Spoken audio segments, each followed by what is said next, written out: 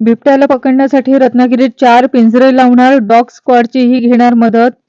मंत्री उदय सामंत यांचे वन विभागाला निर्देश. रत्नागिरी शहरात वावरणाऱ्या बिबट्याबाबत उपाययोजना करण्यासाठी दिनांक 20 डिसेंबर रोजी दुपारी 12 वाजता सर्व शासकीय यंत्रणेसह नागरिकांबरोबर पालकमंत्री उदय सामंत यांनी MIDC विश्रामगृह येथे बैठक घेतली. या बैठकीत जिल्हाधिकारी मनोज जिंदल, जिल्हा पोलीस अधीक्षक नितीन बगाटे, विभागीय वन अधिकारी गिरिजा देसाई, सहाय्यक वनसंरक्षक प्रियंका लगड व वन कर्मचारी उपस्थित होते. पालकमंत्री उदय सामंत यांनी उपस्थित नागरिक आणि अधिकारी यांच्याकडून रत्नागिरी शहरात फिरत असलेल्या बिबट्याबाबत माहिती घेतली. बिबट्यास प्रत्यक्ष पाहिल्याची खात्रीलायक माहिती यावेळी मिळाली नाही. मात्र समाज माध्यमांवर प्रसिद्ध केलेल्या बिबट्याच्या व्हिडिओ संदर्भात वन विभागाकडून चौकशी करून घेण्याचे निर्देश यावेळी पालकमंत्री यांनी दिले आहेत. तसंच बिबट्याच्या बाबतीत वन विभाग किंवा प्रशासनाकडून खात्री केल्याशिवाय व्हिडिओ फोटो प्रसिद्ध करू नयेत. त्याचप्रमाणे वन विभागाने रात्री गस्त घालून वन्यजीव संरक्षण करावे. ट्रॅप कॅमेरे लावण्याबाबतही त्यांनी सूचना यावेळी बैठकीत दिल्या आहेत. नागरिकांनी वन्यजीव संदर्भात कोणत्याही चुकीच्या व्हिडिओ बातमीवर विश्वास ठेवू नये. तसंच कोणताही वन्यजीव दिसून आल्यास वन विभागाचा टोल फ्री क्रमांक यावर संपर्क साधावा असे आवाहन विभागीय वन अधिकारी गिरिजा देसाई यांनी केले आहे.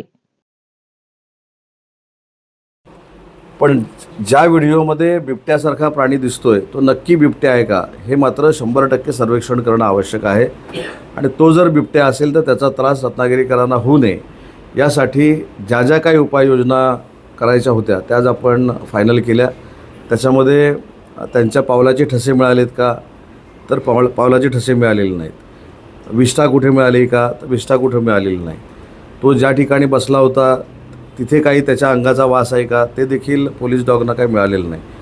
तरी देखील तो बिबट्याच आहे असं समजून जी काही प्रक्रिया करावी लागते वन खात्याला ते करण्याचा निर्णय आजच्या बैठकीमध्ये घेण्यात आला. आणि 4 ठिकाणी आपण हे पिंजरे लावण्याचा निर्णय घेतलेला आहे शहरामध्ये. एक 2018मध्ये जिथं खऱ्या अर्थानं रत्नागिरी शहरामध्ये बिबट्या दिसला होता त्या थिबा पॅलेसचं जे जंगल आहे म्हणजे जिथे स्वामी मठ आहे त्या भागामध्ये बिबट्या दिसला होता. तिथे एक पिंजरा लावायचा निर्णय घेतलेला आहे. सावंतांच्या बागेमध्ये काल जो प्रकार घडला हे आपण सोशल मीडियावर बघितलं. त्या बागेमध्ये एक पिंजरा लावायचा ठरलेला आहे. 3रा पिंजरा संदेश करकुडकरांच्या परिसरामध्ये तिथे लावायचा ठरलेला आहे. आणि 4था आता वन खातं ठरवेल तिथे ते लावतील.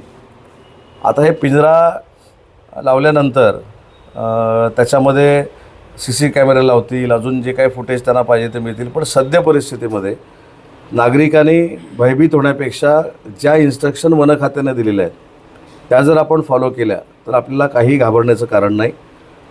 जर तो शहरामध्ये बिबट्या असेल किंवा त्या परिसरामध्ये असेल त्याला काही कालावधीतच आपण जेरबंद करू. पण सध्या परिस्थितीमध्ये नक्की तो प्राणी काय आहे, कुठचा आहे हे जरी त्याच्यावर दिसत असलं तरी तो बिबट्याच आहे किंवा वाघच आहे असं समजून सगळी यंत्रणा रत्नागिरी शहरामध्ये आजपासून लावायला आपण सुरुवात केलेली आहे जी डिझास्टरच्या वेळी लावली जाते.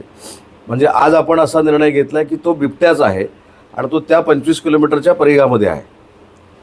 आणि वन खात्याचे काही त्याच्यामध्ये नियम असतात की तो किती किलोमीटरपासून बाहेर येणार नाही, किती अंतरावरनं बाहेर येणार नाही. त्या सगळ्याला कव्हर करून ज्या सगळ्या प्रायोरिटीज आहेत त्याला पकडण्याच्या त्या सगळ्या आजपासून फॉलो करण्याचे निर्देश पालकमंत्री म्हणून मी दिलेले आहेत आणि त्याची कार्यवाही देखील सुरू झालेली आहे.